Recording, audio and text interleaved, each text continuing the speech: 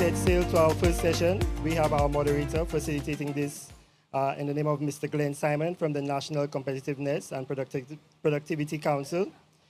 Kicking off our first segment of the panelists, we have Serrier Agro-Processing Products in the name of Mr. Larry Serrier. He's the proud owner of this company.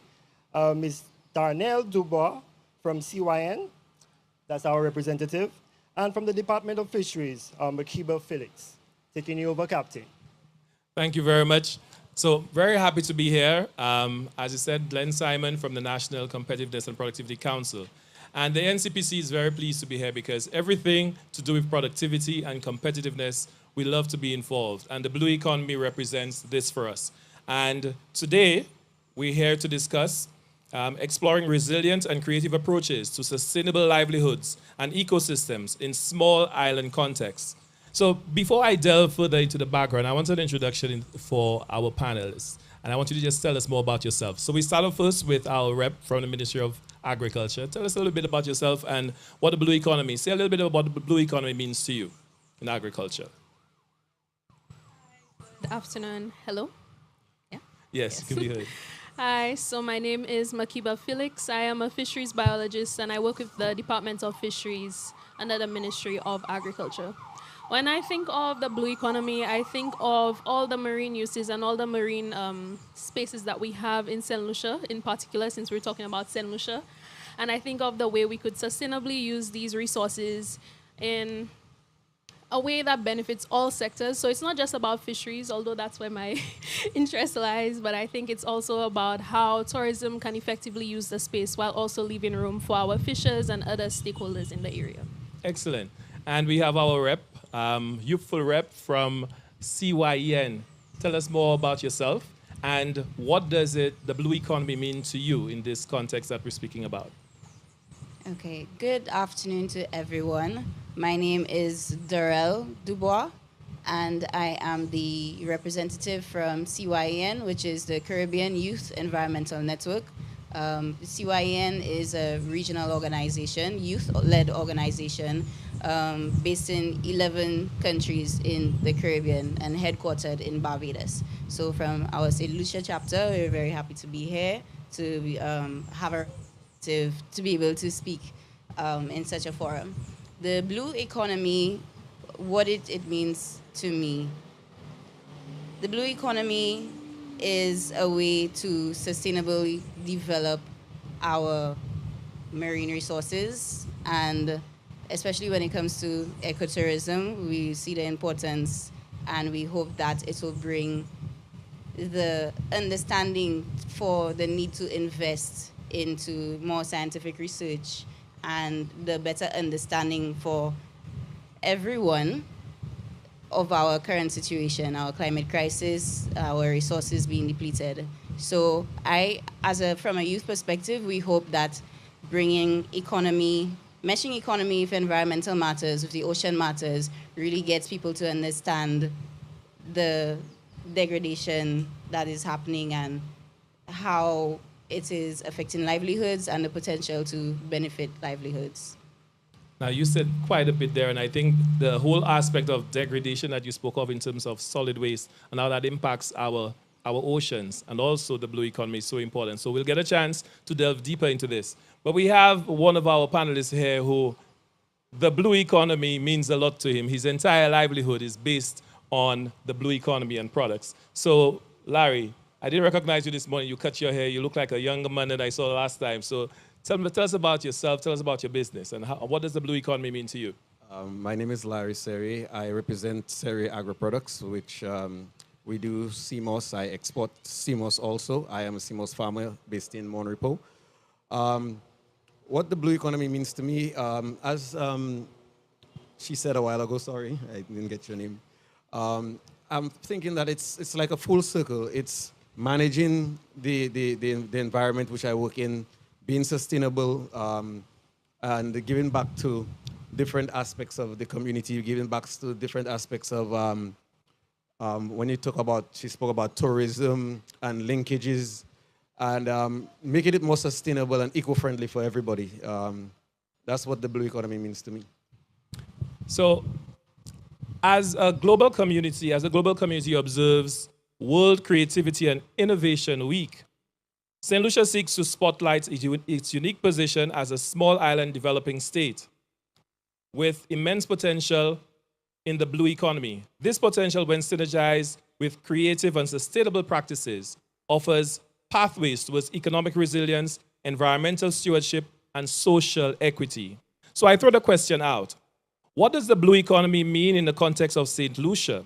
And how can we ensure it reflects both sustainability and cultural identity? Who wants to take this question? So what does it mean to St. Lucia? Because, you know, most of our people, we live right smack in the middle of the ocean. But some of our persons cannot swim. Some of them don't appreciate what we could do with the oceans around us. And some of us even go thirsty, though we are all around us is water. What does it mean for us, this blue economy, to St. Lucia, in terms of sustainability and cultural identity? Ministry of Agriculture is dying to answer this question. I could see this.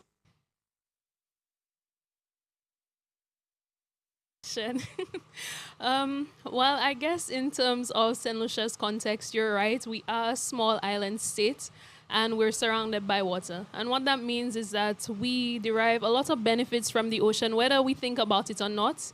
Most of our goods come from ships. They arrive on the island through ships. We also have a lot of tourism activities happening on the water and under the water. So we have dive tourism. We also have sailing. We have the cruise ships that come to St. Lucia as well. Like you said, we rely on water a lot, and you know the oceans are part of our water cycle. So everything is connected, and whether we think about it or not, we rely very heavily on our ocean space. So when we say we rely on water, CYEN, what does it mean that we rely on it? Is it just fish? Is it just the cruise ship season? What happens if it is that those two things are taken away? What about the ocean is going to assist us in creating a level of sustainability for our island's economy, and also the cultural identity? How do we identify as a people who encircled by water? Okay, so with regards to that, the ocean, as much as it's a very important resource, it's also very important for transboundary movement, for shipping, for just people moving between the islands. The Caribbean region is becoming closer than ever with different things happening around the region, and there's high importance of proper transportation and so on. So other than tourism and fisheries, it's very big with culture as well. We would see how it's part of our culture to always have a beach day. You know, if you think about, okay, I've had a very stressful week at work, your first thought is, okay, I should just go to the beach, go for a sea bath, or I don't even have to touch the water, just being right there next to the ocean. It's therapeutic to our people. That is what we grew up on. And I think everybody could possibly relate to that. So it's very important culturally. Well, it still stems back to fisheries because leading to livelihoods. People in the coastal villages would often do their fishing practices, spear fishing and the seines and so on. And you'd see these activities support the different households in the coastal communities. Not sure if I touched on. Yeah, well, yes, you touched. touched. Just Go to ahead. touch a little bit on the cultural identity. If you look at it from a brand perspective, if you look at Jamaica with their coffee, wherever you go in the world, you will find Jamaican coffee, and they will say that's the best. Yeah. Our CMOS, some people say that it's the best. So you could relate St. Lucia to the CMOS, and then afterwards, you would be thinking of the pitons, you would be thinking of the clean water, you would be thinking of the various activities. For example, where I am from, in Poile, well, in Monrepo generally, there's more than 13 beaches. There's ruins, there's Mamiko Gardens, where there's buttons from soldiers and all of that. So in terms of our culture, when you're looking at CMOS that comes from St. Lucia, automatically you go and search for St. Lucia culture. When you look at St. Lucia culture, you look at, as she was saying, you look at the beaches. Apart from the beaches, Journée Creole, like 65% of what you get on Journée Creole is seafood. So that brings the trend of thought, you know? And you go deeper when she was saying about the water, the ocean being clean, being more aware. So the blue economy would hit certain, like, various facades in the society and the industry. So it would hit tourism, because you could do the CMOS stores. It could just well be when you leave in the airport, the first thing that you see is maybe a CMOS soap with the St. Lucian store.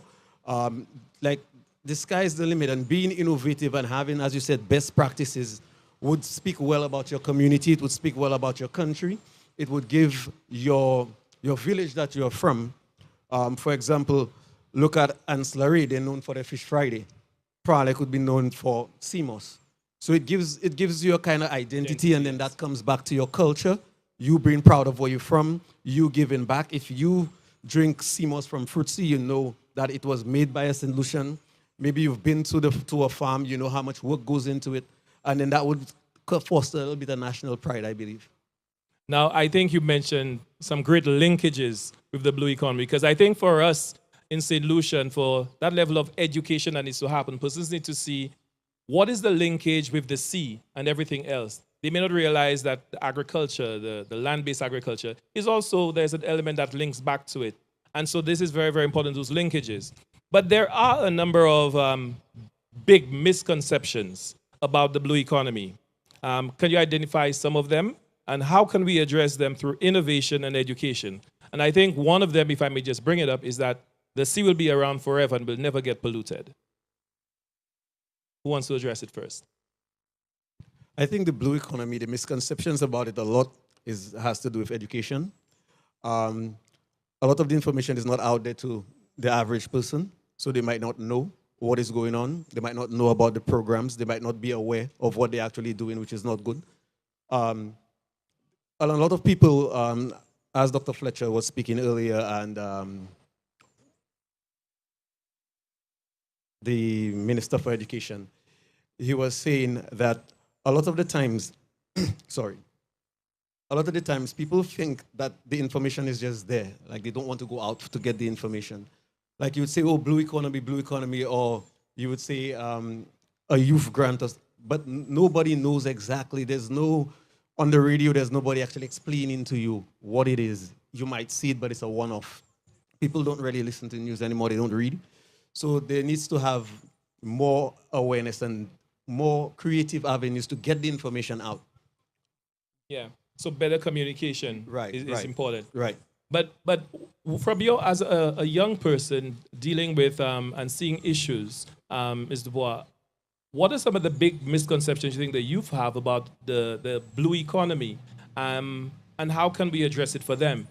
And I mentioned earlier about pollution, solid waste. You see a number of scenes, a number of images after a beach party, a beach activity, with garbage indiscriminately put everywhere. Is that something that they believe, that the sea is always going to be salty, and because it's salty, there was always going to be clean, and so we don't have to really take care of it, it'll take care of itself? Yeah, so as you bring up that point, the ocean is quite vast. So to many, it might seem like, their drop of their plastic bottle will not do any harm. But sometimes they don't pay attention to, if every single person on the planet drops their plastic bottle of water, could you imagine the impact that it actually would have? And so it goes along with what he was saying as well. It's a matter of education. So, and then also when you think of the blue economy, some people might think it's just, how we can gain revenue from the ocean. But in that is also efforts to protect and conserve, because we need to get people to understand that it's not like a renewable resource that it will go on lasting forever. We have to protect it. If people understand the impacts and how, let's say, for St. Lucia is impacted by the climate change and so on, understand that our corals are dying, understand the situation with the rare species of reef-building corals that they're in decline, and how much work is actually being put in to actually build back our reefs, and understanding that if we do not have proper reefs, we don't have fish to sustain our fisheries for people to actually have the food to eat and to potentially explore.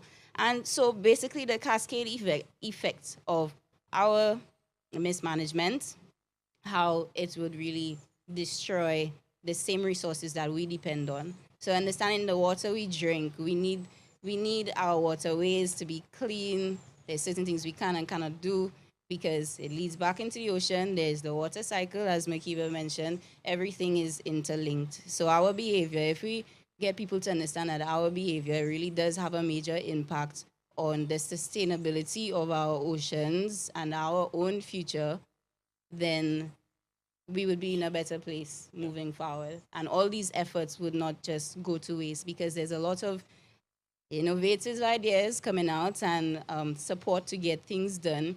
But if we do not watch our own personal behavior as individuals, all of these basically goes to waste. So that is a key thing to push forward to not just the youth, because the youth is the future, but every individual. Makibi, I see you want to chime in, but I have a question for you in line with the education. The fact that you're from the Ministry of Agriculture, and the Ministry of Agriculture is doing quite a bit of education in terms of all the various practices, whether it's land-based, whether it is sea-based activities. But what can local creatives, artists, designers, filmmakers, how can they contribute to the marine conservation and economic growth that make it more sustainable?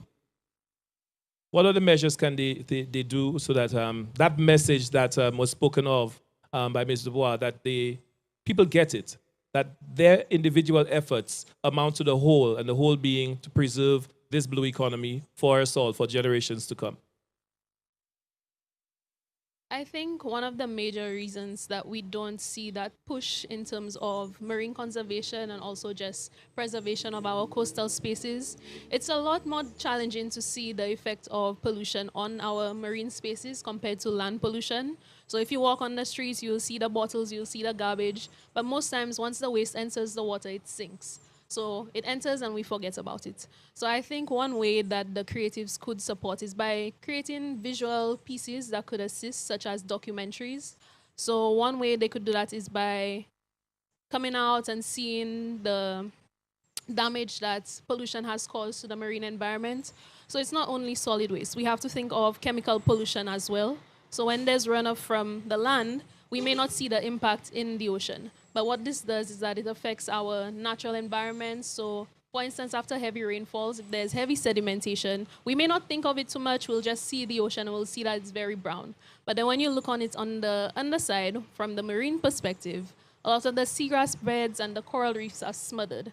And when that happens, is the marine environments become damaged, and then that affects our fisheries, our coastal environments, because like Darrell mentioned, everything is interlinked. So when one is affected, everything else becomes affected. So I think maybe more creative pieces, more documentaries, more posters, flyers, and educational programs to just educate, because I believe education and awareness is one of the main things that we need, to just educate the public on how whatever we do on land, it will affect what happens in the water and vice versa. Excellent, excellent points. Now, I know, Larry, you're one of those that this question that I'm going to pose is directed at, because you are in the industry and you are supporting and being supported by the blue economy. And I know that you most likely are doing environmental practices that help you sustain your own product. So what untapped or unexplored business opportunities exist within St. Lucia's coastal and marine spaces that you think the blue economy can be a major role in creating these sort of innovative businesses? Well, there's a lot, actually. In terms of CMOS, I would say that we need to be innovative. It's very challenging for me, being innovative. Yes, as she said, I do have my documentary out, A Day in the Life of a CMOS Farmer, on YouTube, which I tried to put out there so people will be more aware of the struggles of a CMOS farmer. But there's a lot of stuff in terms of the processes that they do, the equipment that they use, the beds that they use, the materials that they use. trying to be more innovative in terms of the drying process, so it'll give you more time for yourself and less time to actually be in the sun. In terms of being innovative, in terms of the tour aspect of it, having CMOS stores, having talks in the school, having pop-up banners, having a respect for the environment also. As she said, sometimes people come by the beach and they litter, but it's multifaceted and it's a different challenge. You see, in agriculture, we were brought up to look at farmers without respect, because you look at a farmer, you would see a boots on, or you look at a fisherman, you would see him bareback. So then you would not really be respectable to a fisherman like you would be respectable to someone who works in a bank. But you would not litter the bank, but you would litter the beach. But if you respect the man in the bank, you would respect the guy who gives them fish. So you need to have it in the schools that you don't need to litter. You need to respect everybody. You need to respect the environment, the sea. When it comes to the materials that we use, the Ministry of Agriculture tried to get rid of the plastic bottles. We were using pool noodles, which was a little bit more biodegradable. There's different uses of PVC to be able to clean the beds properly.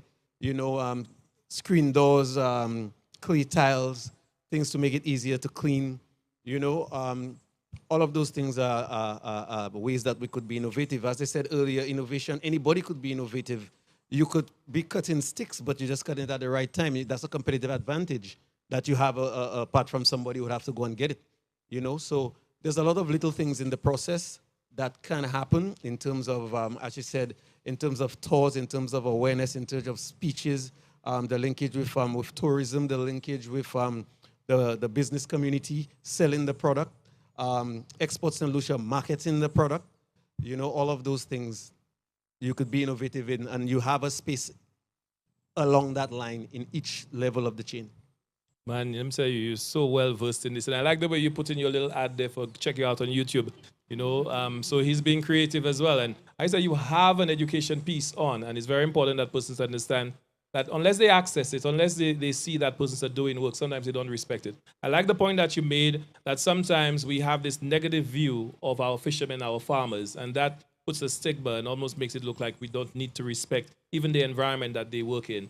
So for Makiba, what policy changes or initiatives are needed then to unlock the creative and economic potential of our marine resources? So all that is said, we need to do this, we need to do that. Any policy that you could think that is you could reference that helps us achieve that goal of respecting and sustaining the marine resources? I know Ministry of Agriculture is doing quite a bit at the moment, and probably could highlight for us, because sometimes unless you say what you do, people think you're not doing. And there might be a lot that is happening, but I'd like for you to highlight some of those, or one or two of them. Just context, when we think of the fisheries sector, we also think of fisheries and aquaculture. And CMOS would fall under the aquaculture sector in St. Lucia. So when we think of some of the innovative things that we have done at the Ministry of Agriculture, like Mr. Seri mentioned, for aquaculture in particular, we have been focusing on alternative growing methods of CMOS, because we have noticed that there has been an increase in the use of plastic bottles and also plastic lines in our ocean. And usually what we notice is after a hurricane or after a major disturbance, we would find a lot of these bottles and lines entangled in like the mangroves, and they'll come up on our shores as well. So we have been working with JICA, and we have been looking at the raft method for CMOS cultivation. So we're hoping that with this method, one, we use less plastics in the ocean. When there's going to be like storm surges, heavy rainfalls, and hurricanes, one of the advantages that we have noticed is that once you sink the raft, it, one, doesn't get lost, and two, you lose less CMOS compared to the normal traditional method. So we're trying to, one, increase sustainability, and also to ensure that the CMOS farmers, whatever they invest in their farm, it remains in the farm, because it's very costly to start up some of these businesses, and we know that after major disturbances, you could lose everything. As it relates to aquaculture as well, the Department of Fisheries also looks at creating ways to reduce our pollution, our impact on the marine space. So in terms of aquaculture farmers, we've been looking at ways to find more local and natural feeds for the aquaculture farmers, because that's one of the major costs that they incur every year. So we try to look for more natural feeds, and we're hoping that, with a reduction in their expenses in feeds, they will have more returns on their investment.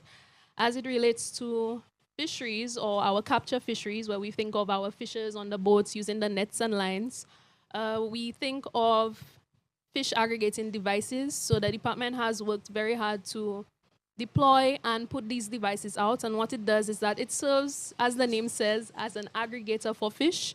So the fishers now use less fuel because they know exactly where to go to target certain fish. As it relates to policy, in terms of the Department of Fisheries, one of our goals or mandates is to encourage healthy marine ecosystems. So we've been working with the Coast Fish Project, which is also funded by the government of Japan. We work a lot with the Japanese government. And what that project does is that we look at creating nurseries and artificial reefs under the water. So we're hoping that by establishing these areas, we could encourage more fish and other marine organisms to come and live in the area. And that way we would not only improve our marine space for the fishers, but it's also good for other sectors because, again, we're focusing on the blue economy. So if you go to snorkel or dive, you could see more fish, healthier ecosystems, and that's the goal that we're hoping to achieve. Excellent. I think. So I hope that will translate to cheaper fish. Because, fish is expensive, and now you have to decide when you eat fish. Well, yes.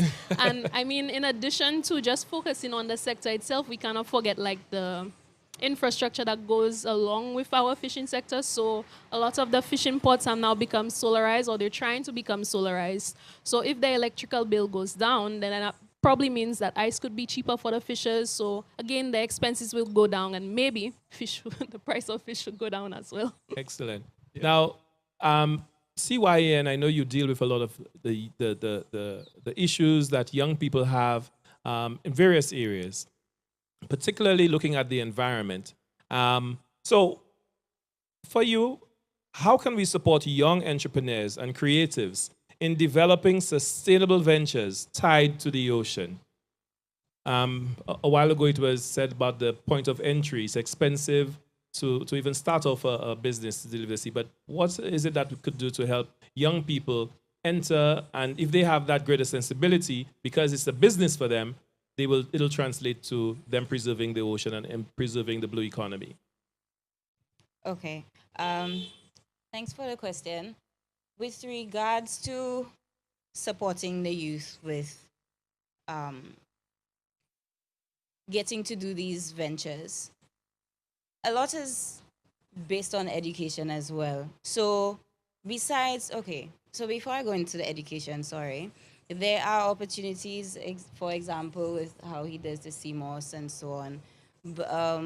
But to the youth, the actual issue there may be how attractive these opportunities may look to them, because a lot of it is actually very labor intensive. And what are you saying about the youth? I mean, we're very technology driven. Okay.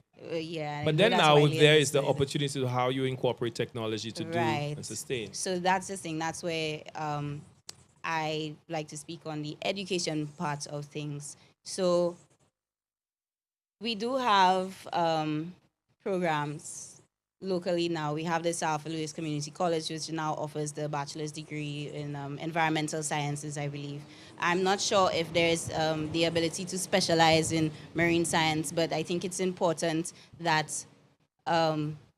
we have that diversity in the education being offered, where if a student in environmental science wants to specialize and become a marine biologist locally, that should be a very possible option, because St. Lucia, our landscape, our seascape is perfect for practical exercises, perfect for people, for youth to actually think about different innovative ideas. So being in that space with the right education, being in St. Lucia and getting to go out and see what's actually happening in St. Lucia, because I would have studied marine sciences myself, but I did it in another country. So my perspective and understanding of the whole blue economy is focused on another country. It's not even in St. Lucia. So if we have that offered here, there is a greater chance for a lot of the innovative ideas to actually happen. It could happen through the school projects, when you would have to do your final research at SAFA during the degree program. because in CYN, we actually have a member who is our secretary. She is Jenna Williams. She goes to school in the United States. And what she's doing is research because she has a natural sciences major with a medical major. So what she's looking at is the sargassum. We understand that sargassum is a problem all over.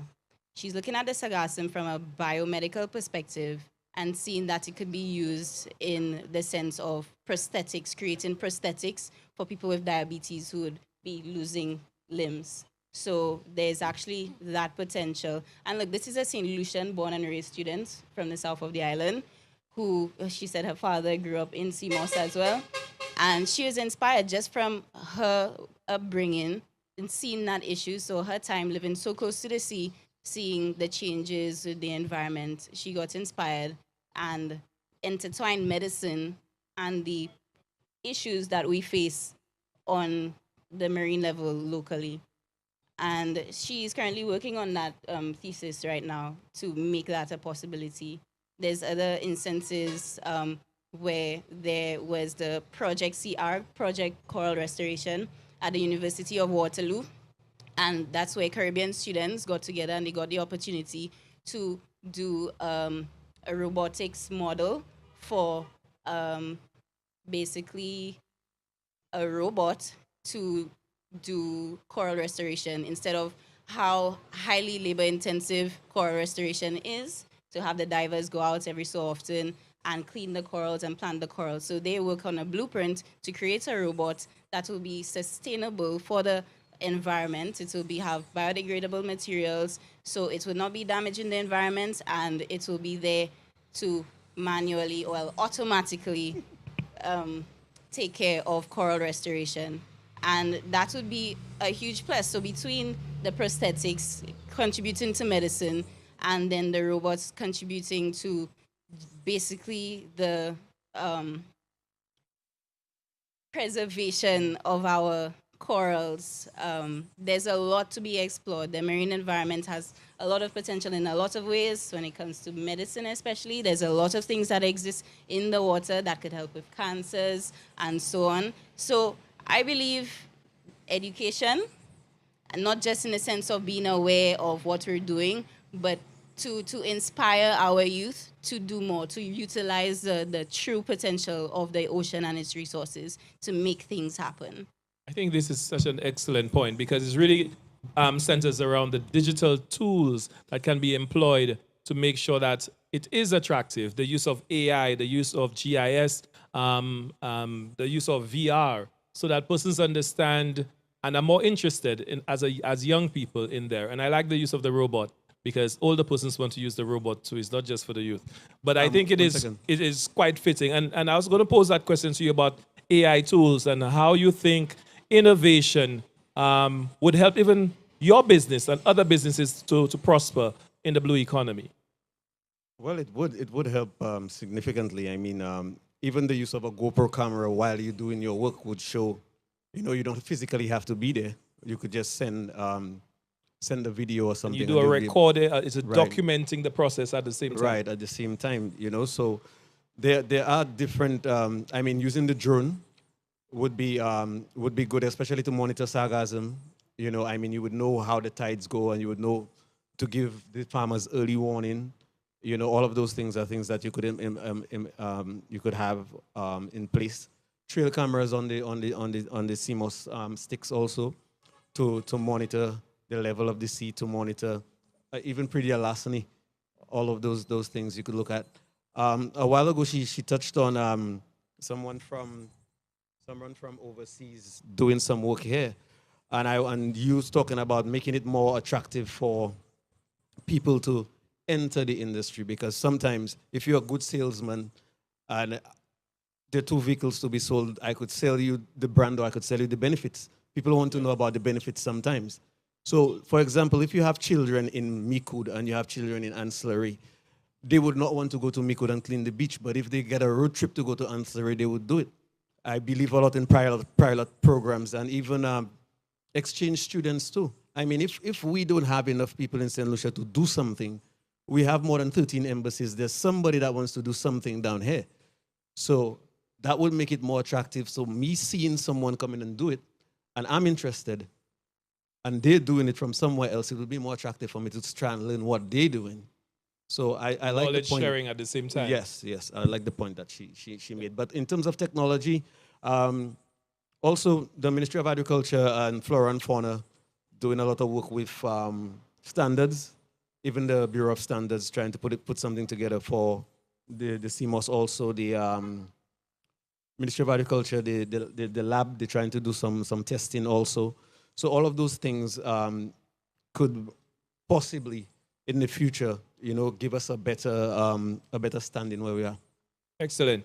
So I have a friend who's into snuba, and he's actually trying a number of innovative things. And one of the things that he's done to try to differentiate his business is to create an underwater museum, but also working in collaboration with fisheries and making sure that there's preservation of the reefs, so no reefs get damaged. So persons could now do a underwater museum and learn about, he has even sank major images and paintings of our Nobel laureates.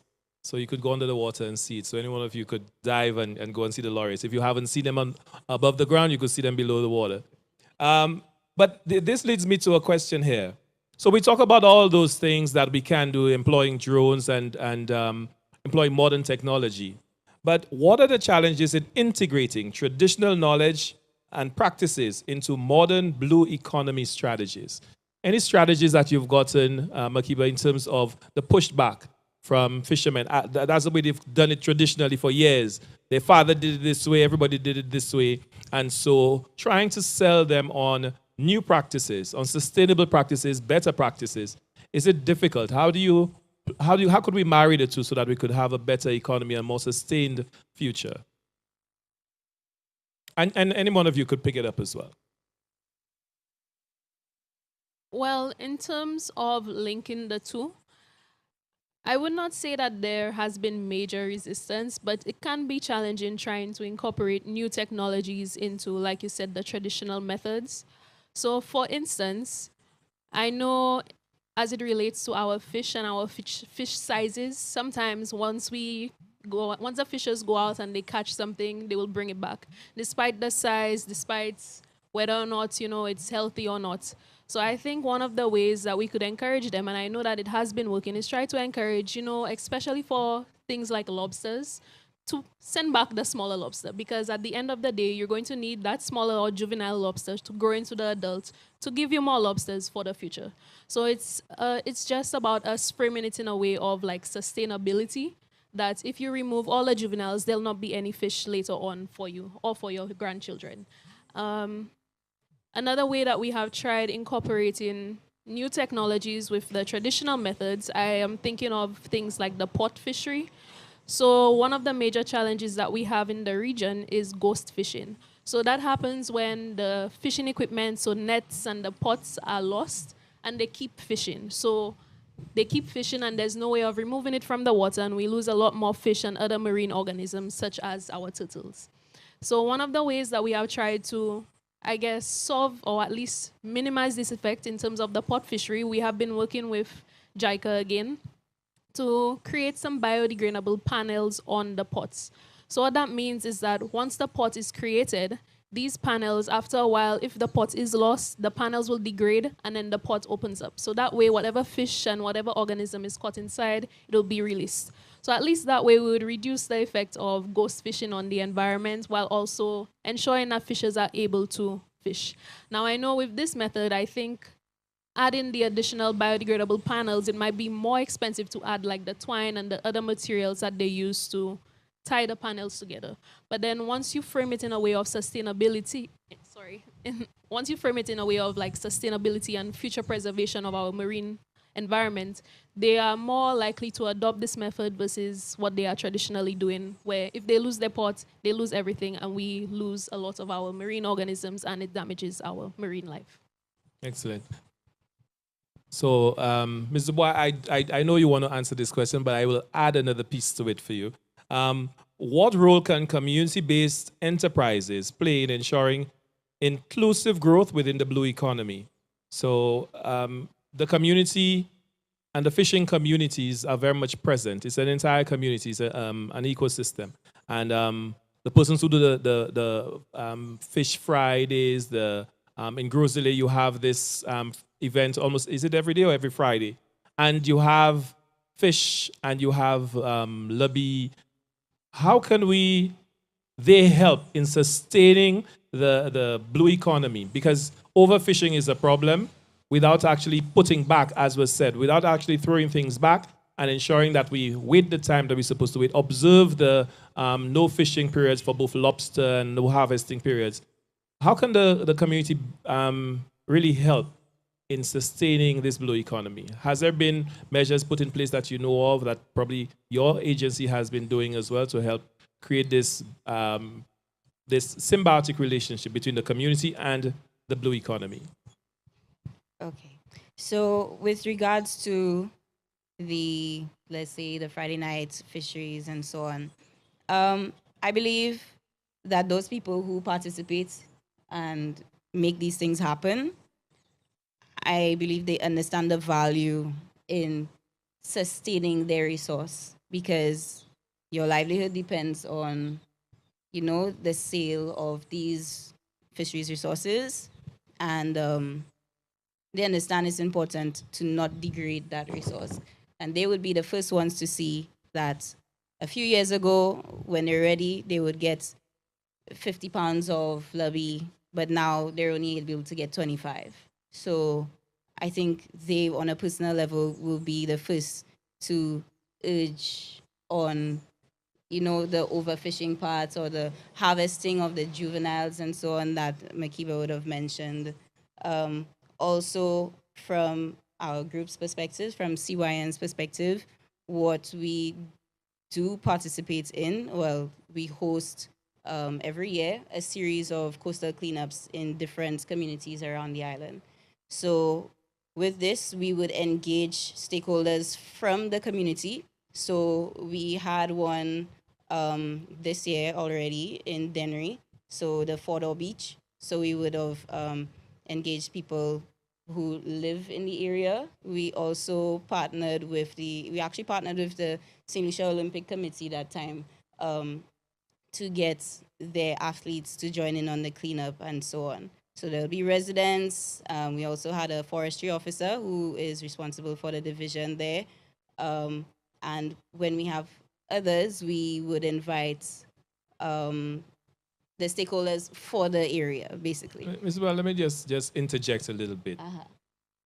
So I've always been mindful of those cleanups and just thinking, what is the real impact of the cleanup?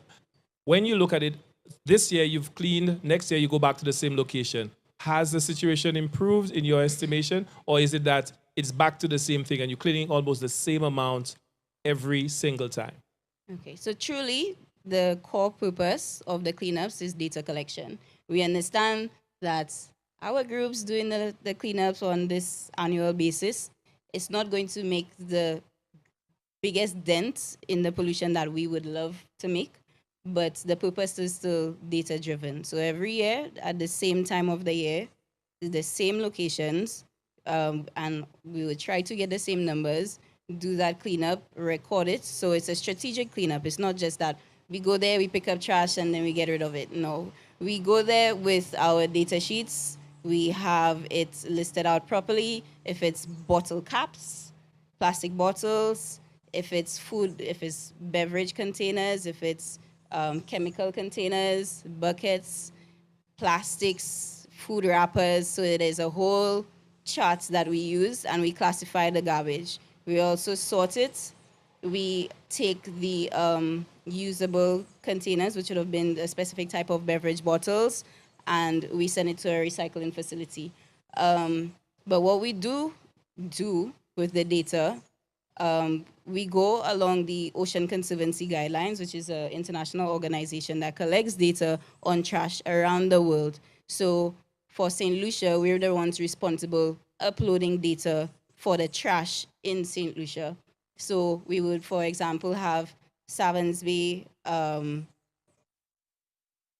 400 pounds of litter collected, and we have that over a series of years. So it's been a lot of years that we've been collecting the data, and this data is really to go towards making informed decisions. So now we'll have a better understanding of what is the pollution actually like at Casabah Beach, what is actually the solution at Fordor, what is the types of pollution. So what we would have seen is that in Dennery, we would have found a lot of pesticide bottles, and we understand that the pesticide bottles would wash down from the Lakai River, and because Dennery is a farming community. So let me interject again. I'm really happy with that question and how you're responding to the answer. So now that you have all that data and agriculture is right next to you and they're the ones supplying the pesticide bottles to the farmers, how does that data translate to create real changes so that we do not see the reoccurrence of those same bottles the following year? Because it's good too that we collect data, but now how can we make evidence-based decisions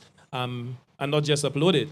Is it that there's collaboration, we're not doing silos and you collected the data but they're unaware of it? How does it work? Just for you to tell me what you do with the data. Go ahead, Ms. Dubois. Okay, so the data is public and accessible to all. Every year, the Ocean Conservancy publishes that data, so whoever is in need of the data can find it through a simple Google search. So we don't do collaborations with Ministry of Agriculture and say this is what we found? Okay, so now I'm putting you in touch with Ministry of Agriculture for that reason. So we don't have much time. I'm going to come back to you. So just think about how it is that we could do these collaborations, because that's one of the things we talk about education. And if you're doing such valuable work and you're collecting data, that data is supposed to inform change and how we make it. And you have persons who could help influence policy right next to you. So to add, we do, so for the Department of Sustainable Development, they created a solid waste a marine litter management plan that we also adapted into our Ocean Conservancy guidelines. So we use that. We also follow Ocean Conservancy. So after our cleanups, we do have to submit our data to the Department of Sustainable Development. So that's where our data goes. Okay. So let me get Larry in. I want you now to imagine a future. If we were to imagine St. Lucia 10 years from now with a thriving blue economy, what does that future look like when we say a thriving blue economy? Because we do have a blue economy at the moment. But what should it look like, or can it look like to you 10 years from now if we do and employ practices such as what we've been mentioning here in this discussion? And it goes for Ministry of Agriculture, where you can respond after. Well, I think you would see massive employment, massive innovation, massive collaboration and linkages between all sectors, agriculture, industry. You would see more youth engagement. You would see more respect for farmers, more respect for the environment. You would see a cleaner St. Lucia. You would see a more thriving tourism industry. You would see more national pride.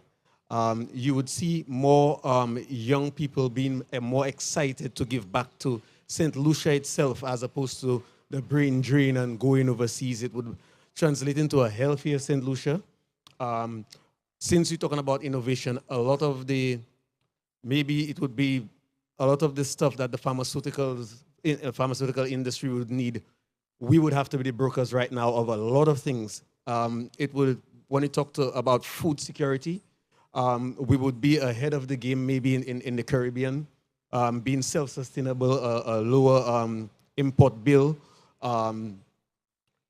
It would just be a different St. Lucia. The air would be cleaner. We would have better mangroves. I mean, more green areas, more water collection. As we were saying, like the rainwater harvesting, and a lot more better practices in terms of agriculture itself. Being through whatever you want to go into a sector of the agricultural industry, there's a guideline available right away. There's an extension officer right away. There's a police, agricultural police wherever you are. Pre-last, and it would be down by miles. We would have community gardens. We would have everything that a utopia would want to have. That's what I would see. Man, I want to live in that St. Lucia. This is a wonderful picture that you've painted there 10 years from now. So he mentioned collaboration, he mentioned synergies, he mentioned you know, all the things that I think we want to aspire to. In terms of Ministry of Agriculture, I pose the same question to you because you are directly involved in helping to help shape policy and enforce the policy. So imagine 10 years from now, what would a thriving blue economy in St. Lucia look like? For St. Lucia, on a blue economy on a whole, I'm thinking we could have a more diverse blue economy because there's a lot that we could do with our blue spaces.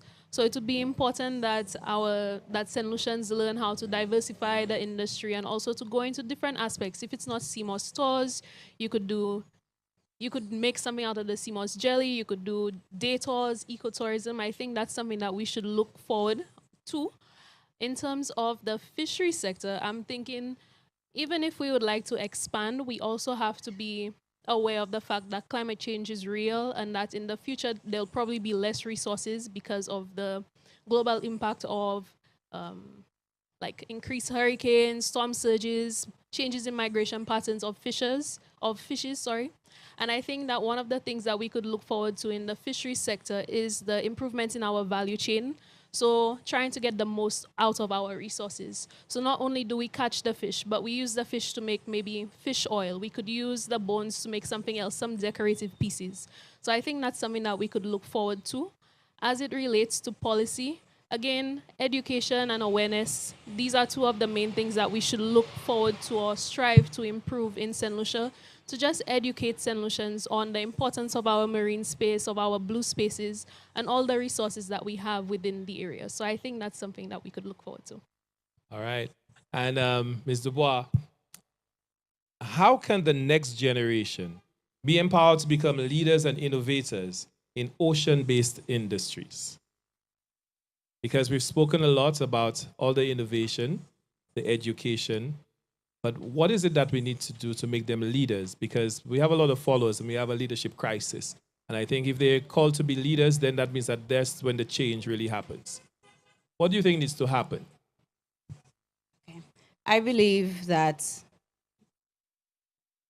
the youth should be more involved with more action-based situations and not just, listening in or just having a few words and not being able to actually contribute to the different things happening, to the policies and so on. So there has been a lot of great things that our youth in St. Lucia has been doing across sectors, business-wise, with technology, with medicine.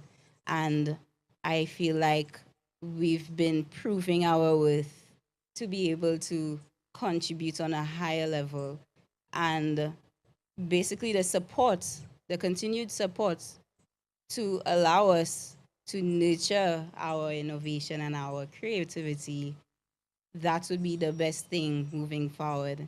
And creating those spaces for us to learn and to also contribute. So with that, I believe that we can become great leaders in the future once the support is given, once the space is given. And the opportunities are provided. Right. Yes. So we only have a small space left in order to before we close. So within 1 minute, I want each of you to respond to one question for me. Just 1 minute, I'll be timing you. 1 minute. What bold, creative idea could radically shift St. Lucia's relationship with its marine resources? So I want each of you to give me one bold, creative idea from each of you. So let's start with agriculture. So what is it that you think we need to do? We need to think out of the box. Innovation calls for creative thinking, a different mindset. We need to be disruptors in the industry, but creative disruptors that also embrace the clean oceans, safe environment. What bold, creative idea could radically shift St. Lucia's relationship with its marine resources? You want Larry to go first? Larry always looks like he's ready. Larry, go ahead. Well, thinking outside of the box, I would say bold would be involving all of the the embassies that we have in St. Lucia and finding one person from each embassy to contribute to the marine resources, to help us with our marine resources and education. So collectively, I find that would make a major change because you have the brains of every country that you have investing in our country, giving back to our country. So it would be like our country would be their pilot project. So if they succeed, we succeed.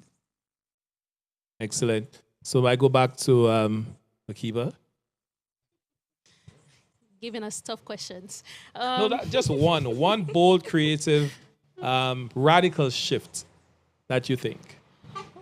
Well, I think one of the major shifts that we could look forward to is trying to incorporate more of our science and our data in our policies and our plans. I think that's one way that we could help improve our blue economy space, because a lot of the times some of the data is missing, and it's not necessarily because we don't have it, it's just that we don't have the ability to collect the data. So I think once we collect more data, we could use that to create better plans and policies that would help shape our blue economy for the future. So I see you picking on Ms. Dubois. She's not sharing her information. She's just putting it up there. So you have a challenge now to share, to collaborate. So I ask you the same question. And from a youth perspective, what bold, creative idea could radically shift St. Lucia's relationship with the marine, with our marine resources? Okay, you said bold. Bold. So bold.